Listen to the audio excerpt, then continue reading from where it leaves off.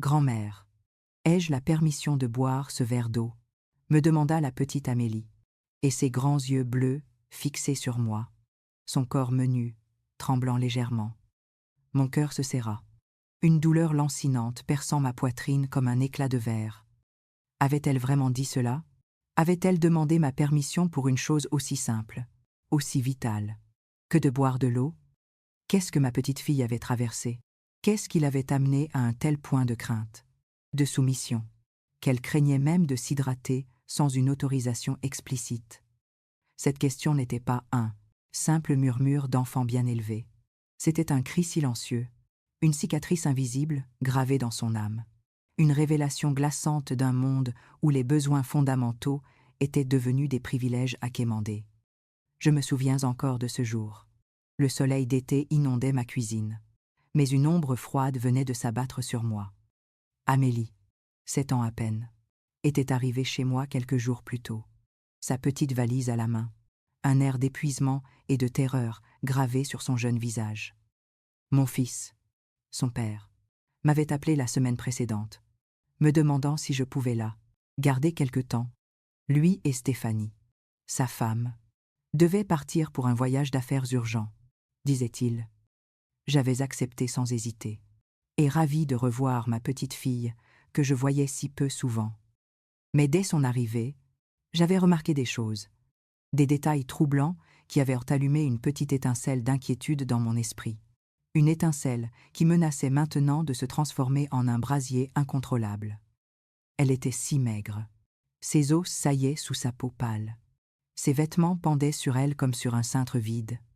Ses yeux, autrefois pétillants de vie, étaient cernés de sombres poches, reflétant une fatigue profonde, une tristesse infinie.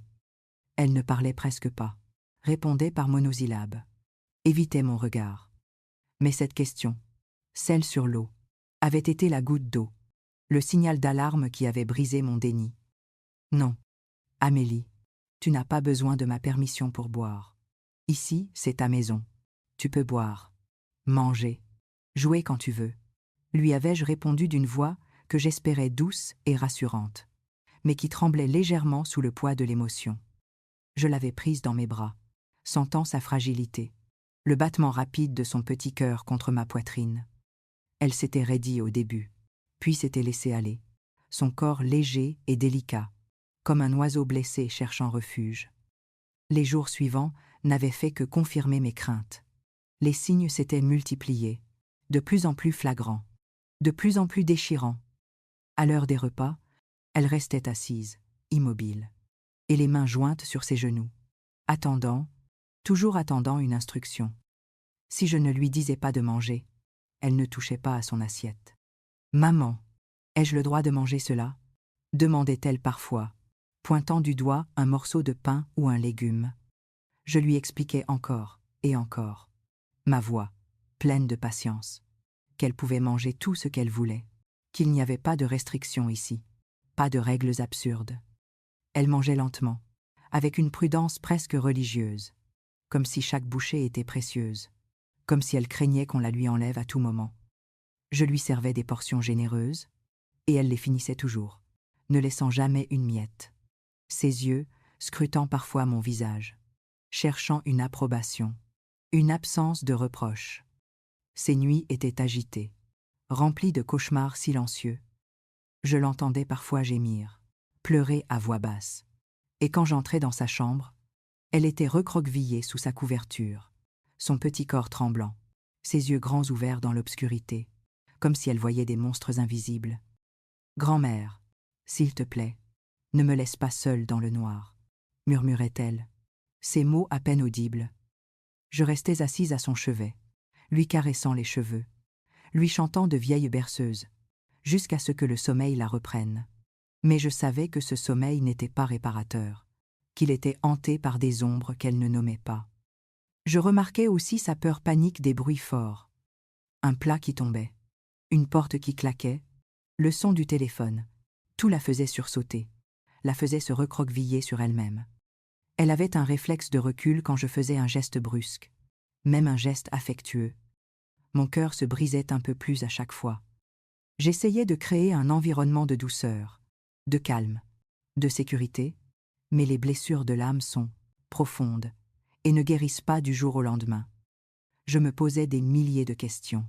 Mon esprit tournait en boucle.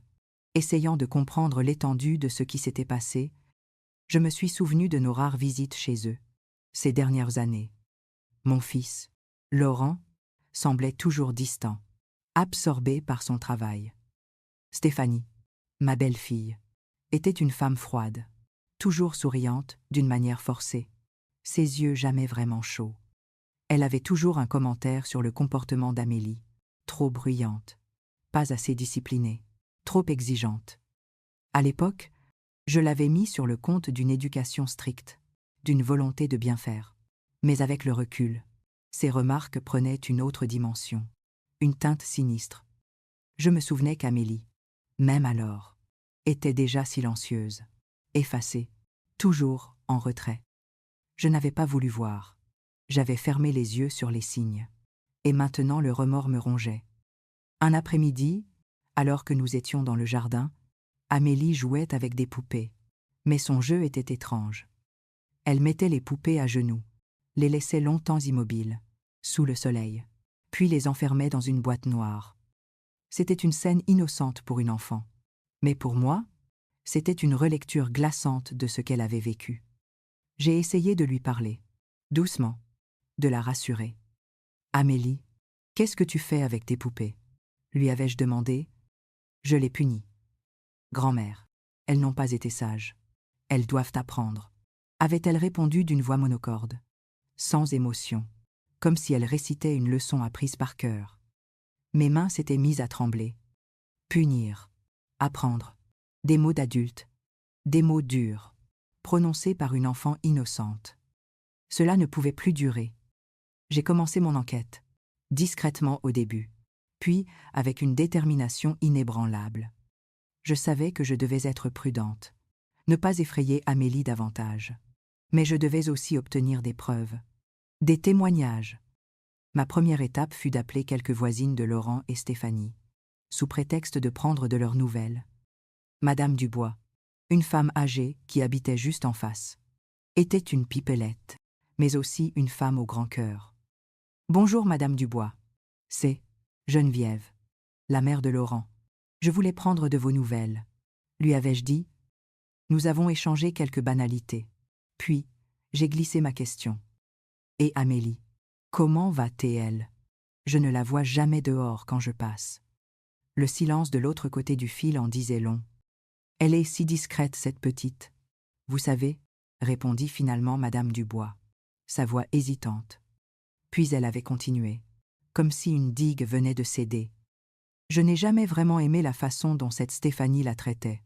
Toujours à crier, après elle, à la rabaisser. J'ai souvent vu la petite Amélie à genoux dans le jardin, sous le soleil, pendant des heures. Je me suis inquiétée. Vous savez, mais que pouvais-je faire ? Une fois, je l'ai vue la priver de nourriture parce qu'elle avait renversé un verre. Mon sang se glaça. J'ai senti les larmes monter à mes yeux. Mais je me suis retenue. Je devais rester forte pour Amélie. Je l'ai remerciée. Mon cœur lourd d'une nouvelle et terrifiante confirmation.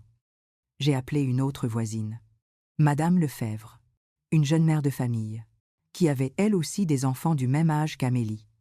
Elle était plus réticente à parler au début, craignant sans doute des représailles. Mais je l'ai suppliée.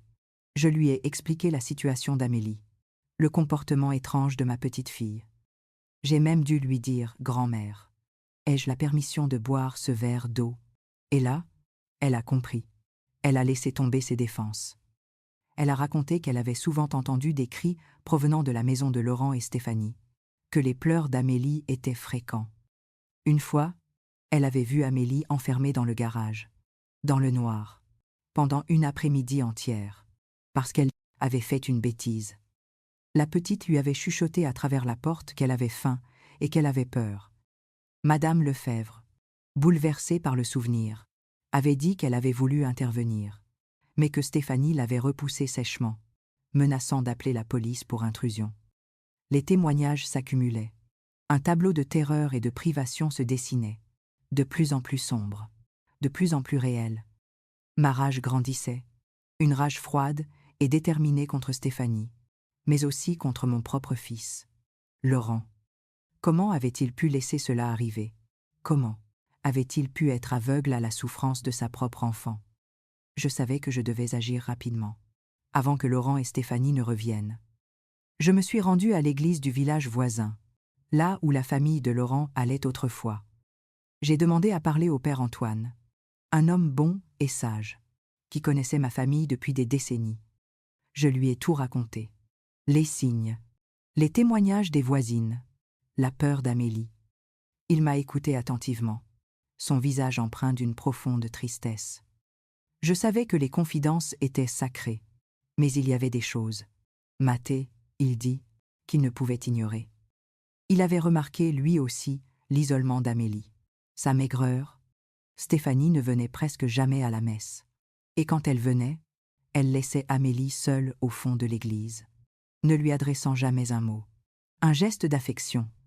Il avait tenté de parler à Laurent et Stéphanie à plusieurs reprises, leur rappelant l'importance de la gentillesse, de l'amour pour leurs enfants. Mais Stéphanie l'avait toujours repoussé, affirmant qu'elle savait élever sa fille, qu'il ne devait pas s'immiscer dans leur vie privée. Le père Antoine m'a dit qu'il avait eu des soupçons, qu'il avait même pensé à alerter les services sociaux, mais qu'il n'avait pas eu de preuves concrètes. Mon cœur saignait de savoir que tant de personnes avaient en vue, avaient pressenti, mais n'avaient pas osé franchir le pas, ou n'avaient pas eu la force de le faire. Mais maintenant, c'était mon tour, et je ne reculerais devant rien. De retour à la maison, j'ai regardé Amélie jouer dans le jardin, un léger sourire sur son visage, alors qu'elle caressait le chat. La petite étincelle de vie que j'avais vue à son arrivée commençait à briller un peu plus fort, mais elle était encore si fragile. Je ne pouvais pas la laisser retourner dans cet enfer. Ma décision était prise, ferme et irrévocable. Je la protégerais, coûte que coûte. Une semaine plus tard, le téléphone avait sonné. C'était Laurent, sa voix enjouée, comme si rien de mal ne s'était passé. « Maman, nous rentrons demain. Nous viendrons chercher Amélie en fin d'après-midi. » Mon estomac s'était noué. Le moment de vérité était arrivé. J'avais convenu de l'heure, mon cœur battant la chamade. Je n'avais rien dit à Amélie. Je voulais la protéger de l'angoisse de leur retour imminent. Le lendemain, Amélie était particulièrement calme, comme si elle sentait que quelque chose d'important allait se produire. Elle me regardait souvent, et ses yeux cherchant ma réassurance. L'après-midi avait traîné en longueur. J'avais préparé un gâteau au chocolat, son préféré, essayant de créer une atmosphère de normalité, de joie, malgré la tempête qui grondait en moi. Vers 10 à 7 heures, j'avais entendu le bruit de la voiture de Laurent.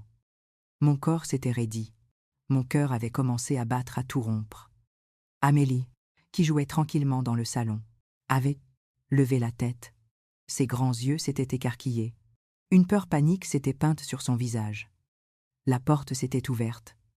Laurent était entré le premier, un sourire forcé sur les lèvres. Puis Stéphanie, élégante et froide comme à son habitude, son regard balayant la pièce avec une supériorité irritante. « Amélie, ma chérie, nous sommes rentrés », avait dit Laurent, tentant une approche, mais son ton sonnait faux.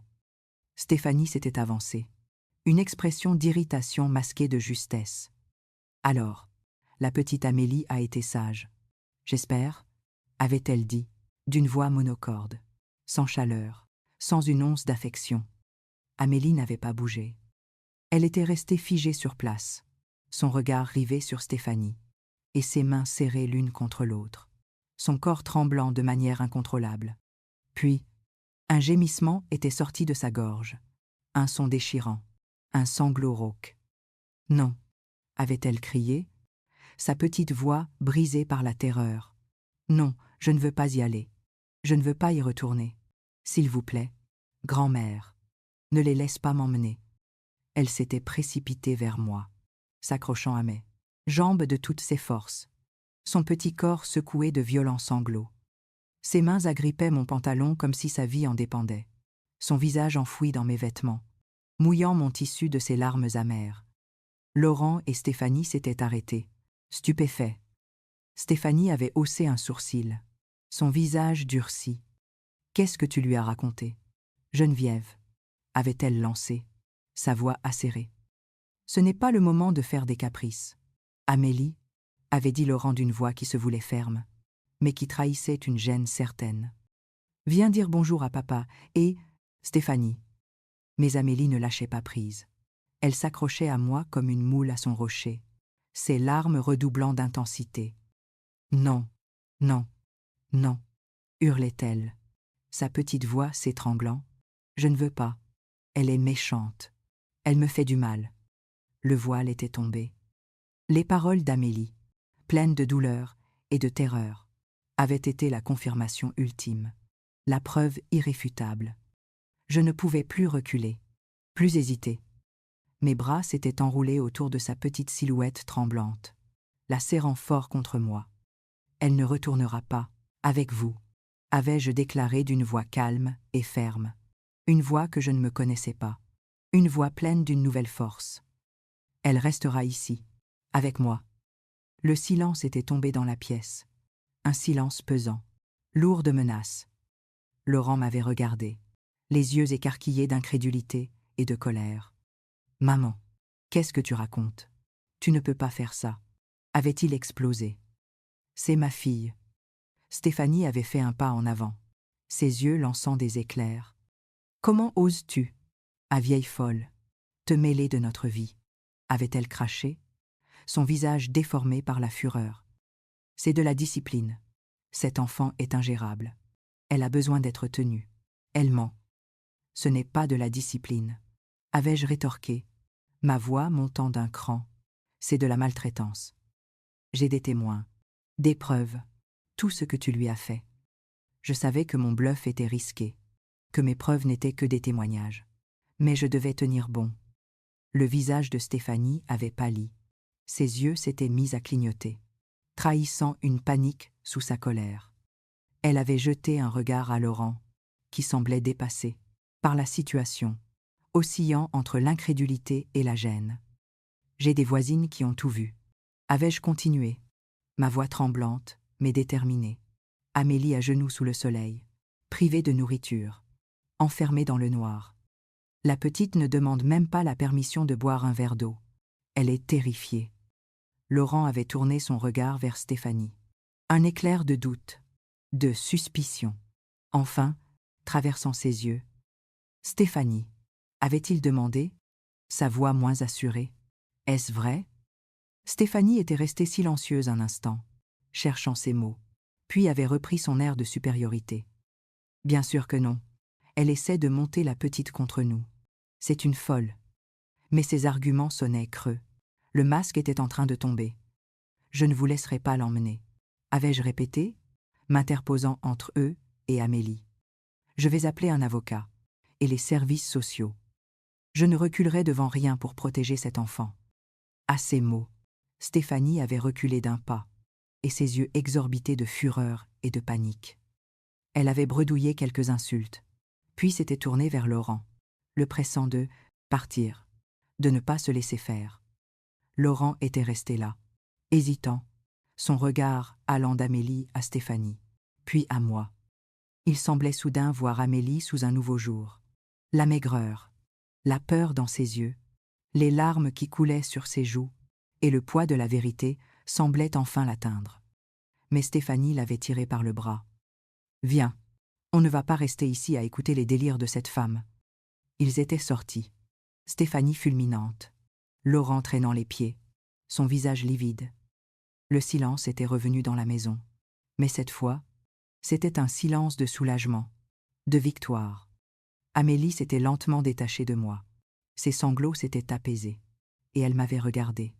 Ses yeux, remplis d'une gratitude infinie. « Merci, grand-mère », avait-elle murmuré, sa petite voix à peine audible.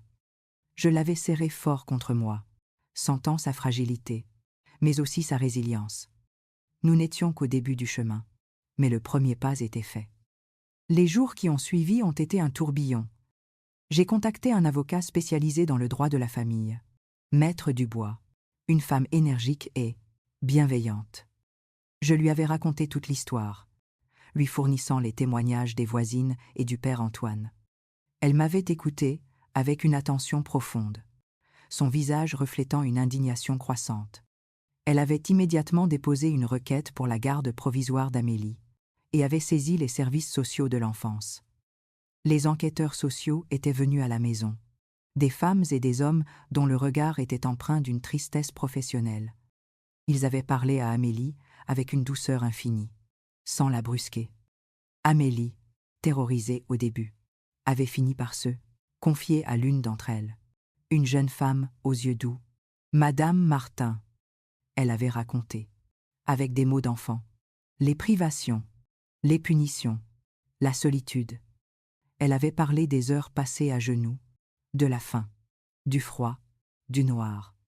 Chaque mot était une piqûre de couteau dans mon cœur, confirmant les pires de mes craintes. Les enquêteurs avaient noté chaque détail, pris des photos de la maigreur d'Amélie, des cicatrices mineures sur ses bras et ses jambes, signe d'une négligence et de violence physique. Pendant ce temps, Laurent et Stéphanie avaient tenté de riposter. Laurent avait appelé, furieux, me menaçant de me poursuivre pour diffamation, pour enlèvement. Stéphanie, quant à elle, m'avait envoyé des messages haineux, me traitant de tous les noms, me promettant l'enfer. Mais je n'avais pas plié. J'avais gardé mon calme, ma détermination. Mon avocat avait géré toutes les communications, leur faisant comprendre que mes actions étaient légales et fondées. L'enquête s'était approfondie. Les services sociaux avaient visité la maison de Laurent et Stéphanie, interrogeant d'autres voisins, des proches. Leurs témoignages, combinés à ceux que j'avais déjà recueillis, avaient formé un dossier accablant. Il s'était avéré que Stéphanie avait un passé problématique, des antécédents de colère et de comportements abusifs envers ses propres enfants d'un précédent mariage, mais ces faits avaient été étouffés, ignorés. Laurent, aveuglé par son amour pour elle, ou par une forme de déni, n'avait rien vu, ou n'avait pas voulu voir. Le processus judiciaire avait été long et éprouvant. Le tribunal avait accordé la garde provisoire d'Amélie à moi, reconnaissant la gravité de la situation. Stéphanie avait été accusée de maltraitance infantile, de privation de nourriture, de séquestration. Laurent, bien que n'étant pas directement impliqué dans les actes de violence, avait été jugé pour négligence grave et manquement à ses devoirs parentaux. Les audiences avaient été déchirantes. Amélie n'avait pas eu à témoigner directement. Son dossier médical et les témoignages des experts et des voisins avaient suffi. Mais l'ombre de son traumatisme planait sur chaque mot prononcé. Le verdict était tombé. Stéphanie avait été reconnue coupable de maltraitance infantile et condamnée à une peine de prison. Le mariage de Laurent et Stéphanie avait été dissous par le divorce, et Laurent avait perdu ses droits parentaux sur Amélie. Il avait été sommé de suivre une thérapie psychologique et de payer une pension alimentaire pour Amélie. Je me souviens de son visage à l'annonce du verdict, un mélange de choc, de honte et d'un regret profond. Il m'avait regardé, les yeux embués de larmes, cherchant une forme de pardon que je n'étais pas encore prête à lui donner. Mon cœur de mère saignait pour lui, mais mon cœur de grand-mère battait pour Amélie. Amélie est restée avec moi. Les premiers mois ont été difficiles. Les cauchemars persistaient. La peur était toujours présente. La méfiance vis-à-vis de la nourriture aussi. Mais petit à petit, jour après jour, avec beaucoup de patience, d'amour et le soutien d'une psychologue pour enfants, Amélie a commencé à guérir. J'avais transformé la petite chambre d'amis en un havre de paix pour elle. Des couleurs douces, des jouets par milliers, des livres colorés. Je passais des heures à lui lire des histoires, à jouer avec elle, à la rassurer. Chaque soir, je restais près d'elle jusqu'à ce qu'elle s'endorme profondément, lui chantant des berceuses, la caressant doucement. Progressivement, les signes de la vie sont revenus en elle. Son corps a retrouvé un peu de chair. Ses joues ont repris des couleurs. Ses yeux ont commencé à pétiller à nouveau. Les repas sont devenus des moments de joie. Elle dévorait ses plats avec appétit, sans jamais demander la permission, sans jamais craindre la privation. Elle a commencé à rire, un rire cristallin et joyeux, qui résonnaient dans toute la maison. Elle a découvert les joies simples de l'enfance. Jouer dans le jardin, courir après les papillons, construire des châteaux de sable. Elle a commencé à se faire des amis à l'école, à participer, à s'épanouir. Le chemin a été long, et il l'est encore. Les cicatrices invisibles de son passé resteront à jamais. Mais elles ne la définiront plus. Amélie est devenue une enfant joyeuse, pleine de vie, aimée et protégée. Je la regarde aujourd'hui. Une jeune fille pleine d'énergie, curieuse, intelligente. Et mon cœur se remplit d'une fierté et d'un amour indicible. Elle a appris à faire confiance, à s'ouvrir, à s'exprimer. Elle sait que sa voix compte, que ses besoins sont importants, que son bonheur est précieux. Cette histoire est la sienne, mais c'est aussi la mienne, et celle de toutes ces personnes qui ont eu le courage de voir et de parler. Elle est un rappel poignant de la fragilité de l'enfance, de la nécessité impérieuse de protéger les plus vulnérables. La discipline ne doit jamais être un prétexte à la cruauté, à la négligence, à la violence. Les adultes ont une responsabilité sacrée d'écouter les murmures silencieux des enfants, de reconnaître les signes de la souffrance, de ne jamais fermer les yeux. Parfois, la plus grande preuve d'amour est le courage de dénoncer l'inacceptable, de se battre pour la justice, même quand cela signifie affronter sa propre famille. Amélie est la preuve vivante qu'il est possible de se relever, de se reconstruire, de retrouver la joie, même après les épreuves les plus sombres. Son sourire est ma récompense, le témoignage le plus éclatant que l'amour. La vigilance et le courage peuvent vraiment guérir les âmes et changer des destins.